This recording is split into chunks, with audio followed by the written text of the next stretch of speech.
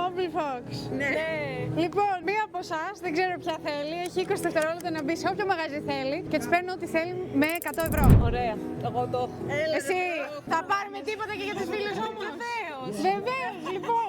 Μήπως είσαι member της Mobile Fox? Δυστυχώς όχι. Οκ, γιατί θα στο έκανα 150. Το ξέρω. Αλλά δεν πειράζει. Σε ποιο μαγαζί θα πάμε? Σε φορά προφανώς. Σε φορά θα πάμε, όπως είμαστε και απέναντι. Μήπως ξέρει τι θα βρεις, τι θέλουμε, τι ψάχνουμε? Δεν ξέρω ακριβώς. Να το πω στα πιώματα γιατί έχω πει στη μαμά ότι είμαι σχολή. Έχω έτοιμο το χρονόμετρό σου. Έχεις 20 δευτερόλεπτα, έτοιμη? Ναι, θα πάρεις και αρχώθηκα, ναι. 3, 2, 1, πάμε. Μπράβο. 10, είσαι στα μισά του χρόνου σου. 17, πιάσε κάτι ακόμα, 18, 19, 20, stop. Και την πήρες. Το τι είναι το άλλο? Πρέπει να πάμε να πάρουμε και το άλλο. Θα το βρούμε, μην αγχώνεσαι. Τι είναι αυτό? Μάσκαρα. Οκ. Ωραία, ας βρούμε και αυτά που έχεις πιάσει. Τι είναι αυτό? Blush, είναι από τα καινούρια. Πρέπει να είναι τα καινούρια. Ωραία. Αυτό πρέπει να είναι. Οκ. Σου αρέσει αυτό το χρωματάκι να παίξουμε ένα switch? Δεν είμαι τόσο αυστηρή, με ξέρετε γενικώς. Μια χαρά, εγώ νομίζω.